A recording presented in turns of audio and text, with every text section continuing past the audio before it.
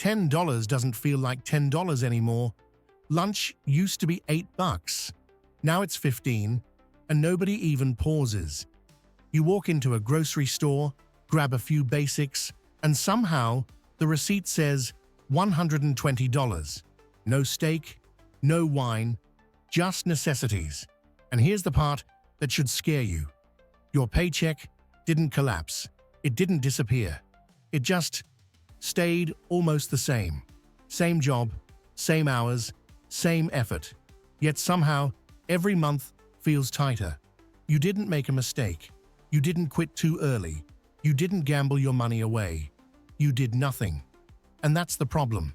If you rely only on your paycheck, you're not just falling behind.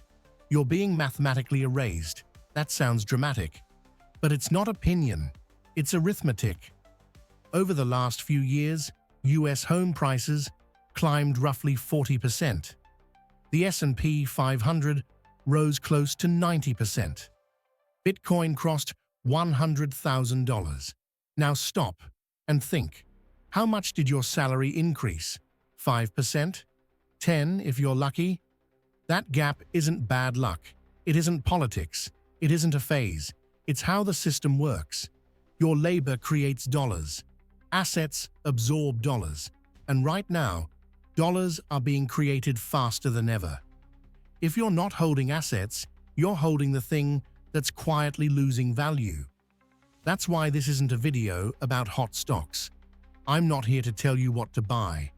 I'm here to explain the rules most people are never taught. Most people think investing means stocks, growth, innovation, big wins. That's the exciting part of the story. But professionals don't start there. They start with something almost everyone ignores: bonds.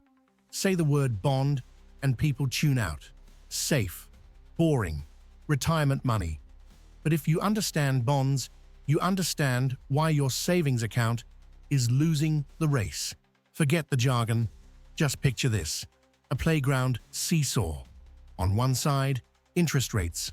On the other side, bond prices. The rule never changes. When one goes up, the other must come down.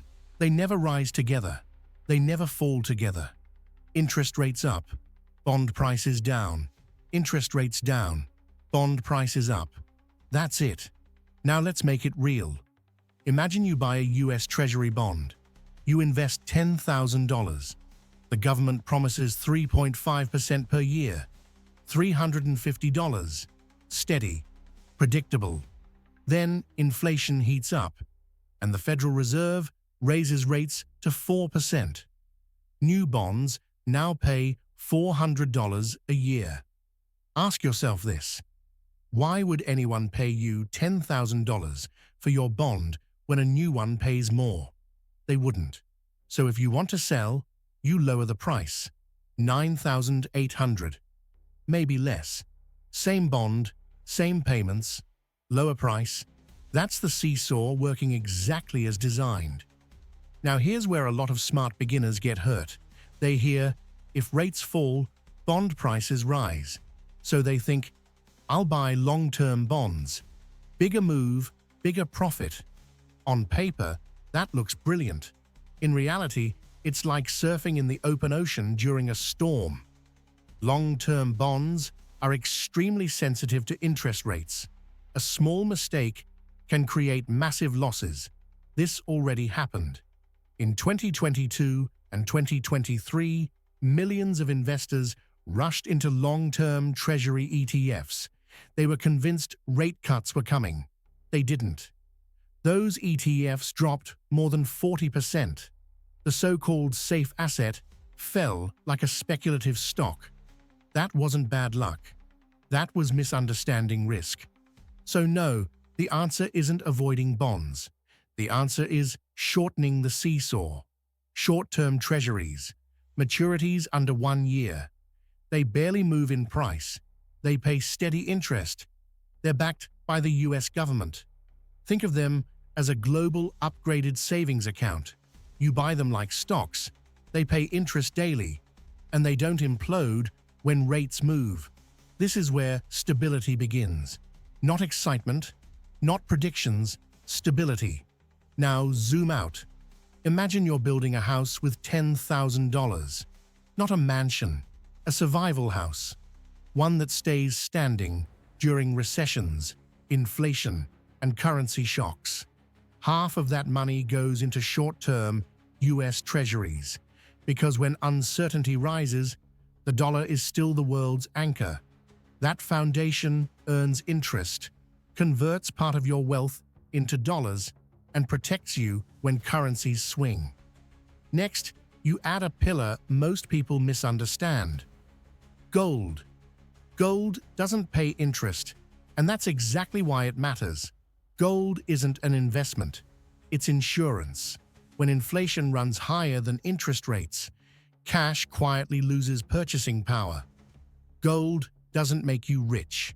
It keeps you from getting quietly poorer. That's why central banks keep buying it. Not influencers, not traders, central banks.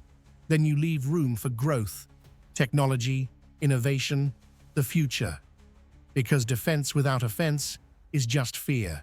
And finally, you keep cash. Liquidity isn't dead money, it's flexibility. When markets crash, cash turns panic into opportunity. Now here's the strange thing you've probably noticed. Stocks went up, crypto went up, gold went up, real estate went up, all at the same time. That's not normal, that's liquidity. Since 2020, central banks injected trillions of dollars into the system. When money floods the economy, it doesn't sit still, it searches. Stocks first, then crypto, then real assets. Everything floats, even weak boats. That isn't real growth, that's dilution. The most dangerous moment is when people believe this will last forever. That's when leverage shows up. Borrowed money, margin, debt stacked on optimism. When liquidity reverses, leverage dies first. Always. So why do some of the smartest people on the planet keep buying gold, even though it pays nothing? Because they understand real interest rates. Nominal rates minus inflation. If inflation is higher than interest, cash loses purchasing power. Gold doesn't win. Cash loses. That's the difference. That's why central banks have been net buyers of gold for more than a decade. They print money, and they hedge against their own printing. Think about that. This was never about picking the perfect asset.